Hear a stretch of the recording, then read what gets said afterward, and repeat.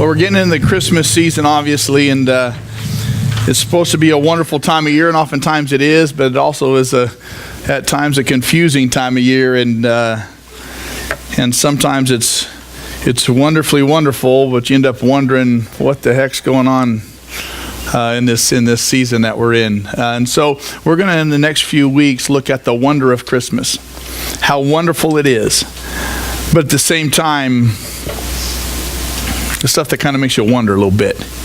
And so to kick it off, I chose this Bible verse that isn't typically associated with the Christmas season. And it's way back in the Old Testament from the book of Isaiah. And if you have a Bible and brought one with you, I'd love for you to go to the book of Isaiah, chapter 11 and verse 1. And so here's what it says. Isaiah 11:1. A shoot will come up from the stump of Jesse. From his roots a branch will bear fruit. Merry Christmas. Not typically one of those you go, oh yeah, right, the shepherds, I got it. Right, the angels. It's obscure, it's odd, it's weird, it's strange.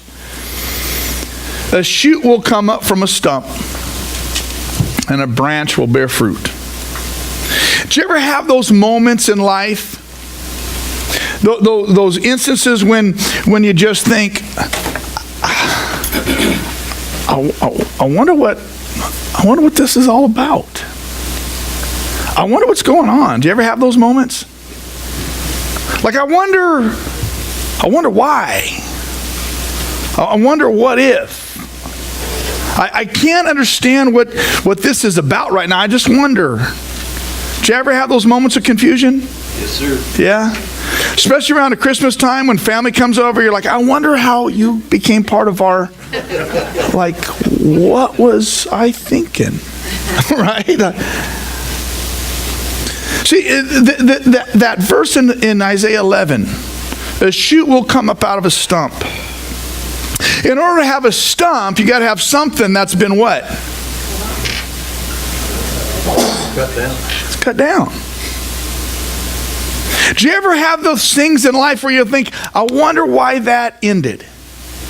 I wonder why that was taken away. I wonder why that was cut down. I wonder why that ended. In order to have a shoot from a stump, something has to come to an end first, right? Something's got to be cut down. And oftentimes at Christmas, we're not only reminded about how wonderful the time can be, oftentimes we're also reminded of what's been cut off, right? A shoot will come up from a stump. Now, in Isaiah 11, the prophet Isaiah is talking about this stump of Jesse. Jesse was the father of King David. 28 generations before Jesus was born. He was in the lineage of Jesus, but 28 generations before Jesus was born. Jesse's family, at the time of Jesus' birth, was all but cut off and decimated. That family began as a mean family, began in obscurity. The sons of Jesse didn't like each other. They didn't get along. They didn't see David, through whom would come Jesus, as any part their equal. It was a family of very distant relationships. It was a family that just didn't probably like family gatherings very much. You ever been there? That was an obscure family. No one really knew of them nor noticed them. But it was a family that became illustrious under David, King David. Later torn apart after King David, because of King David, through King David, torn apart by divisions. And by the time the birth of Jesus rolls around, absolutely decimated. The first thing I want us to realize is that for all those things in our lives that have been cut down, for all those times in our lives that have been cut off, for all those lives, for all those families, for all those times, that have just become hard and mean. For all those times that rather than during Christmas being so wonderful, you just sit back and wonder why. Those times and those relationships that are now just distant and cold. Those times in lives that are divided and decimated. Those stumps. You realize for a stump, it means there's no branches, right? You realize in a stump, there's no stem, there's no leaves, there's no fruit. It's those family trees that isn't even a tree anymore. It's a stump. Yet, the message of Christmas is that a shoot can come up from a stump.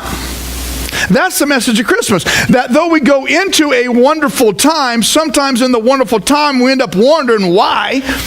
Why was this cut off? Why did this come to an end? Why? What's going to happen in the future? Is there anything good? We wonder all this stuff. Even in those times, in those moments, those lives that have looked like them from the outward appearance that it's a stump, it's been cut off, it's dead, it ain't over yet necessarily. And just because it might look dead doesn't mean it is dead. That's what Christmas is all about. A shoot will come up from the stump of Jesse. Well, by the time Jesus got there, there was no... this family line of Jesse, this lineage that was supposed to produce this Messiah, just was decimated. Here's what I want us to know, and this is what we're going to focus on as we go through this Christmas season. Maybe what's been cut down is simply serving as a comeback. Maybe you have those things in life right now that you feel like have been cut down and cut off, and there's no more life in it. What could come of it? The message of Christmas is just because it looks over doesn't mean it is over. Do you understand? While Christmas is supposed to be wonderful, and oftentimes it is, sometimes life makes you just take a step back and sit down and just wonder. I wonder what's going on. The message of Christmas is this: just because a thing appears dead doesn't mean it is dead. That's the message of Christmas. A shoot will come up out of the stump of Jesse. Jesse's tree looked dead. It was a stump. But it wasn't dead. I want you to listen to the words that were prophesied over this stump. This thing that has been cut off, this thing that has been cut down, this thing that appeared to be no more life left in it. It's done. Notice what was prophesied over it just a few chapters earlier. For to us a child is born. This is a Christmas verse we recognize, most people who've been in church any length of time. For us a child is born, to us a son is given, and the government will be on his shoulders. And they'll be called a Wonderful Counselor, the Mighty God, the Everlasting Father, the Everlasting Father. The baby will be a father, an everlasting Father, and the Prince of Peace. Oh, the redemption. Oh, the renewal. Oh, the resurrection of what appears to be dead, but there's nothing growing there. Just because you can't see it growing doesn't mean it isn't. Mary, the mother of Jesus, would later hear the words in the Christmas story that we know. She would later hear the words, what is impossible with man is possible with God. This story that is about to unfold, that was prophesied by the prophet Isaiah, this story that was about to unfold is 700 years in the making after Isaiah said those words. A shoot will come up out of the stump. He was looking 700 years in the future to what would happen. It was a long way off, but the shoot was growing. It was a long way off, but something was slowly and surely happening. And so the message of Christmas I want us to focus on this year is what appears to be dead isn't necessarily so. that there just may be something growing down deep that nobody sees, you, that you feel but nobody sees. And I want to encourage you to have hope. Have hope that something's growing, that something's about to sprout. And for 700 years leading up to the birth of this little baby named Jesus, all the prophecies that would come, 700 years, 7 centuries, was carried on and was held on to because of hope that God might be doing something. And one of our greatest enemies and one of our greatest struggles is when we look around and we see things that feel like it's all been cut off and decimated and cut down, is to lose hope. Don't lose hope. Don't lose hope. People had to have thought after Isaiah said this, man, this is going to be fantastic. And then they waited. And the next generation waited. And the next generation waited. And the next generation waited. And the next generation waited. For 7 centuries, for 700 years they waited. And they had to have wondered, I wonder what's going on. I wonder what God's up to. I wonder if it's... And for 700 years, for 7 centuries, it was not the wonder of Christmas. It was the wonder about life, the wonder about God. Because all they had was hope. You ever been there? While you're hoping that it's not dead yet, while you're hoping that it hasn't really ended, while you're hoping that God's up to something, you're left with the feeling of, I wonder. I don't know, I wonder. Christmas is that story. Christmas is that message that in the midst of the wonder and the unknown and the uncertainty, when you're completely unsure and everything looks as if it's just done, it's stopped, that there's still hope. The Apostle Paul reminds us in Romans 8 of how important hope is. And he says, for in this hope we're saved. But hope that is seen is no hope at all. Who hopes for what they already have? But if we hope for what we do not yet have, we wait for it patiently. He's saying if you have something, if you're holding on to something, you don't need hope because you got it, right? He's saying hope only exists when you're without. Hope only exists when you're lacking something. So he says hope requires you to lack something, and hope requires you to wait for something. So in this season, when oftentimes we're reminded of what we lack, and in this season, when we want God to show up and do something, hold on to hope. Here's the you want to know what the proof of hope is? Your proof of hope is if you have patience. Patience is the proof of hope. Because you're willing to wait and not give up and not give in to despair. Hope is so important that the writer of Hebrews says we have this hope as a what? As an anchor for our soul. Something that's going to ground us, something that's going to keep us in place, in position, to not be blown and tossed by the winds and the change that comes along. Christmas is that thing that says, look, you don't have it yet, but it's coming. Have hope. It ain't dead. God is up to something.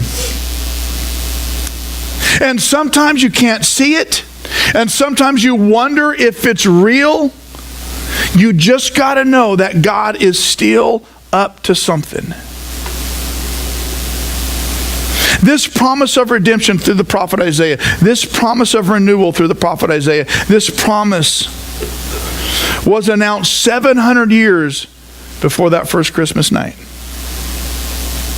Isaiah was looking through 7 centuries to announce that hope is coming. It ain't dead yet. Isaiah was looking through 700 years, 7 centuries of a hope that would be birthed. He was announcing 700 years before it ever happened that something was growing out of what appeared to have died. Hope is one of those things that isn't just, I hope something nice happens. Hope is given to us, as the writer of Hebrews says, as an anchor for those things that are really deep, for those things that are really heavy, for those things that are really important, that you know that if this doesn't come through, I don't know if I care that the sun comes up in the morning. Do you understand what I'm saying? It's for those deep places, those dark places where it appears as if everything's dead, where it appears that everything's been cut down, cut off. It's just over. Hope is that thing that holds you secure and holds you in place. It's a living hope. Don't give away your hope to despair. Don't give away your hope to frustration. Don't give away your hope to depression. Have a hope. Even if it all looks dead, God is up to something. And I can't tell you what He's up to. You won't even know what He's up, but He's up to something. Just think about this for a minute. I talked this through with a couple different people this week in my Bible study on Wednesday. I was talking this through, and just think about this. God never does things the easy way. God seems to always do things the hard way. Think about it.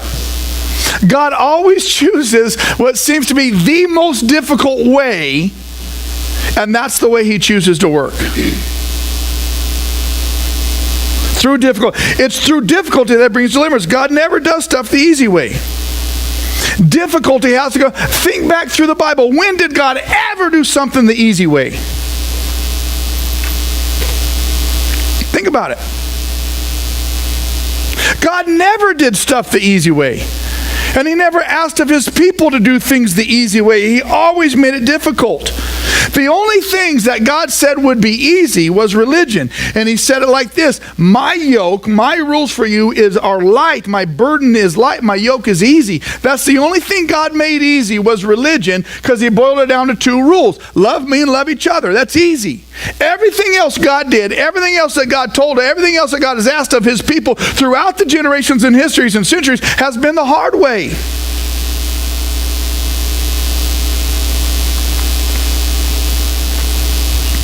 God said this. He said, I didn't come to make things easy for you. I came to make things possible. There's a vast difference. God doesn't offer Himself to us to make things easy for us. God has offered Himself to us to make things possible. Do you understand? But here's the problem. Reconciliation with other people isn't easy. Right? But with Jesus, it's possible. Forgiving people isn't easy, is it? Nope. But with Jesus, it's possible. Let's not get so personal. Let's be a little more practical, not as personal. Getting out of debt isn't easy, is it? Huh? No. But with the principles of Scripture, it's possible. Let's go this route. Getting clean and sober isn't easy, is it? But with God, it's possible. So here's the question. Do you come to Jesus to make it easy? Or do you come to Jesus for the possibility? Because how you answer that is going to determine what you do when it appears as if everything's been cut down. Because if God came to make things easy, ain't nothing to be cut down. Right?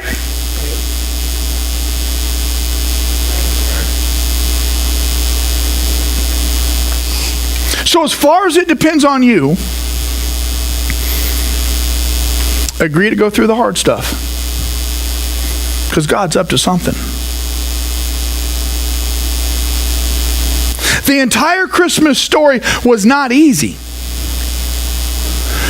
When God chose to finally bring to fruition the prophecy 700 years earlier, that this shoot would come forth from a stump. When God finally chose to birth Jesus into the world, it was not easy. And I'm not just talking about the difficulty of being pregnant. I don't obviously know what that's like, but I've heard stories about how difficult that is sometimes. But think about this. How difficult is it for a virgin to have a baby?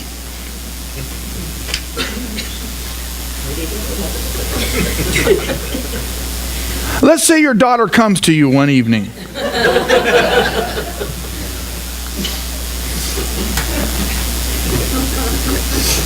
Mary had to wonder, what?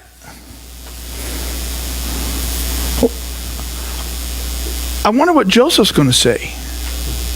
Right? I wonder what Joseph's going to do.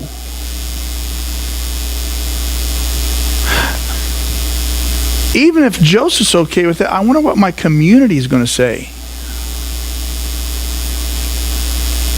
I wonder what my community is going to do. I wonder why. Like, God, why did this have to be so hard? I mean, just understand that God chooses never to do things the easy way.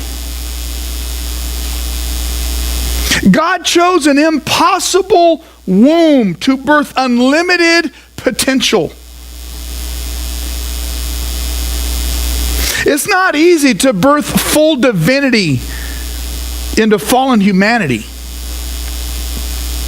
It certainly isn't easy to contain the holiness of God in a teenage girl. Christmas means that things are possible, but they're possible only through difficulty. And so often when we see difficulty and things cut down, we end up wondering what, why, how. Christmas, understand this, Christmas ought to show us something of the nature and the character of the way God works. So Isaiah says 700 years before it happens that a shoot is going to grow. And there's fruit that's going to come up. And it's going to be fantastic, wonderful Counselor, mighty God, everlasting Father, the Prince of Peace. And it would have been so good and so in. People were waiting, okay, well, God, go ahead. You said you'd do it. Where is it? And then God made it hard. And they had to wait, and they had to wait, and they had to wait, and they had to hope, and they had to hope, and they had to hope. And then finally, 700 years later, generations, centuries later, he finally announces, here we go, boys, it's on, like Donkey Kong now, and my son's coming. And how does he choose to do it? Through a virgin, a teenage girl in a podunk, run-down backwater town, traveling on a donkey, giving birth in a stable. There was nothing easy about it. It ought to show us something of the nature and character of the way God works. God's always been this way. When God told Moses, you're going to go to Pharaoh and tell the Pharaoh to let all my people go. Moses was like, okay. And then God tells him, but Moses won't agree with you. You're going to tell him, let my people go, and the Pharaoh's going to say no. Why would God send Moses on an errand he knows won't work? Do you know why? Do you know why? I just got done telling you why. Because he didn't want to make it easy. God knew that if Moses would have walked in and said, Pharaoh, let God's people go, and Pharaoh's like, okay, you got it. Moses would have think, man, I am the man. You know what I'm saying? He had to make it hard. So Moses would know that it was God and not him. He's got to make it hard. He's got to say, there's something that's coming, but it ain't going to be easy. He's got to make it hard. He's got to put us in those positions to be like, I wonder.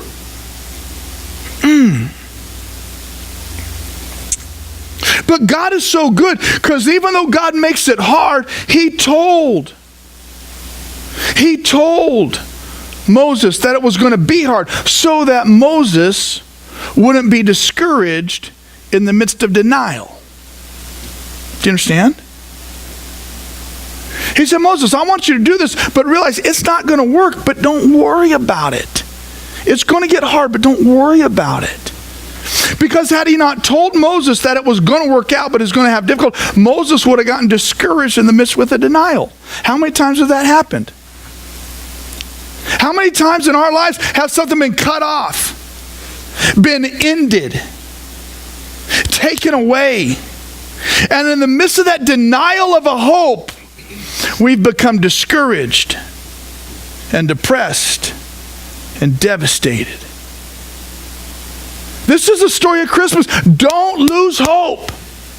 Something's going on. You might not see it for a long time, but something's going on. And God has told us the same thing.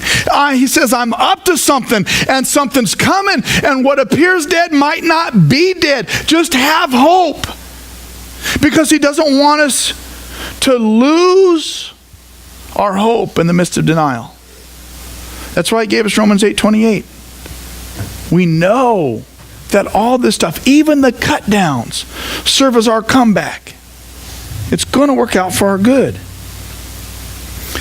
Christmas reminds us, man, don't let the difficulty destroy your hope.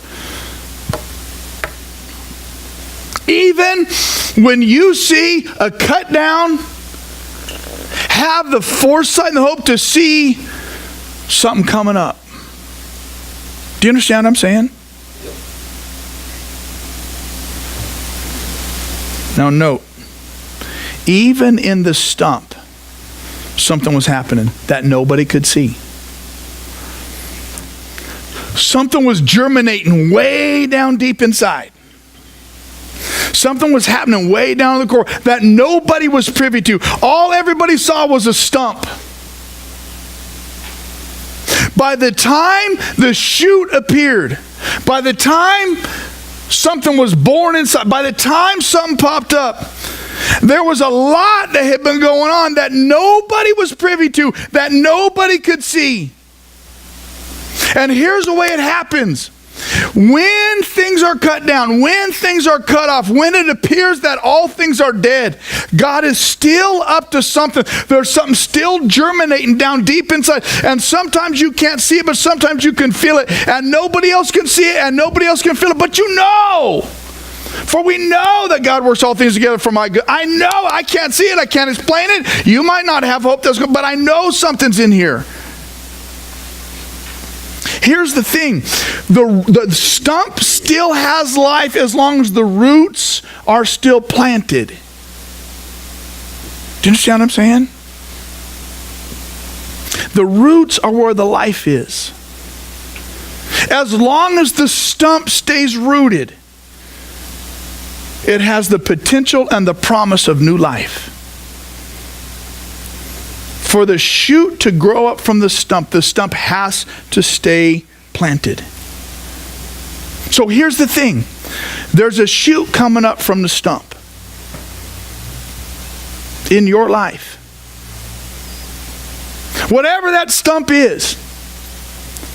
Maybe it was cut down years ago and you're still dealing with what appears to be the reality of it being dead, done, cut off, over. There's something still happening in the stump.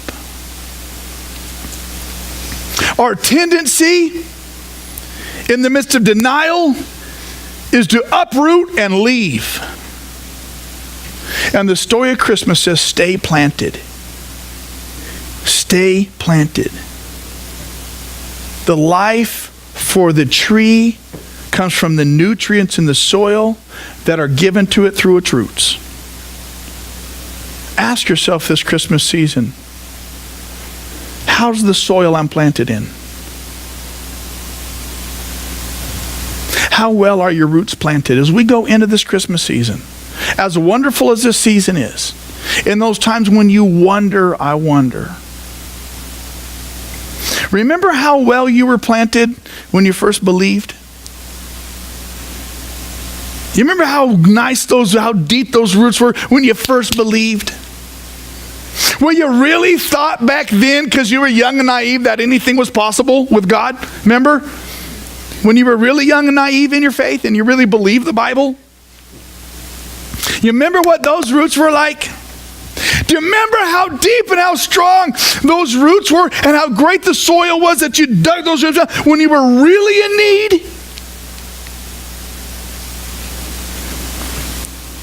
How are you planted now? Isaiah's roots, 700 years before the reality, were planted in the hope of a redemption through a baby. We're planted in a hope of the rescue of a king who was still a long way off, but he was on his way. That life that's still alive in you. Because we know that God works even the cutoff for your good. Might be a long way off, but it's on its way. The nature of the birth of Christ ought to show us something of the character, the way God works. It's on its way. Your redemption's coming. Your renewal's coming. Your rescue's coming. Don't doubt it. But stay planted. Stay planted. You have to stay planted in a hope. In the hope that will serve as the anchor for your souls. Because if you don't stay planted, if you uproot the stump, I guarantee you, no matter the good that God had planned, you uproot the stump, you cut yourself off from the nutrients in the soil that you need to, you cut yourself off from that, ain't nothing gonna grow. Do you understand? Please realize it is so much more difficult to be planted, uproot, and replant somewhere than it is just to stay planted. Right? I guarantee you this season, in the midst of the wonder of Christmas, there will be those moments, if they aren't already upon you, where you sit back and you will again wonder, God, what is going on? Is this the end? Am I going to live in this stump, as this stump, with this stump forever? Is there any hope? There is. There has to be.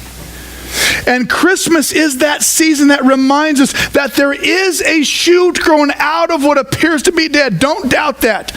Hold on to that hope. It will be the anchor for your soul that you need so you don't be blown and tossed as life changes around you.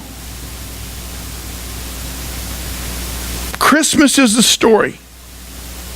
And Christmas is the reminder that what was once cut off is still alive. And it's still growing. Now, some of you hear me say those and you think, I don't know, dude. It's dead. It has died. And it ain't never coming back. I understand that. And that may be true. I'm not saying that things don't die. Ecclesiastes, there's a time for every season under heaven. There's a time to live and there's a time to die. There's something in your life may have been cut down and there's no shoot growing up out of it anymore. It is dead. And if that's the case, thank God that it died, because maybe it needed to. Maybe it needed to die so you could be set free. You understand what I'm saying? Thank God that it died. For whatever reason, God can even use a death to create a resurrection. Because if there's no death, there's no resurrection. I don't know how he's going to resurrect you. I don't know how he's going to resurrect a situation, but he's going to. And it might not be through specifically through the thing that died. It'll be through some other way. Have hope. Just because it looks dead doesn't mean that God's done. Do you understand? Just because it looks dead does not mean that God's done. God's work ain't never dead. Even in a stump, you're not finished. And God's work in you and God's work through you isn't finished. Do you understand? But you got to stay planted. Here's the thing. New life is always birthed only when you stay planted. So don't walk out on God. And don't walk out because it appears like a stump. It appears like everything. It appears like there's nothing. Don't leave there. Don't leave that. Stay there. Stay with Him, because there is a shoot that is growing up out of a stump. Do you understand that? That's the message of Christmas. And it might not be easy. Matter of fact, if God's doing it, it won't be. I'm going to tell you that right now. If God's doing it, it won't be easy, because God never does things easy. God always does things. I challenge you, find anywhere in the Bible where God did something the easy way. That's what I thought. You can't. If it's hard, that's a hint that it might be of God. And if it's dead, that's a hint that new life might be coming. And the only thing that's going to hold you secure in this season is the hope that is the anchor for your soul. So as we go through this series, the wonder of Christmas, hold on to hope that it is coming. New life is coming, and it's going to be birthed. And if it was birthed in a manger 2,000 years ago, it'll be birthed in your life. I don't know when. And I don't know what that new shoot's going to look like, but I have a hope that will remain unchanging, that is coming. Do you understand? You understand? Yes. I want you to pray with me.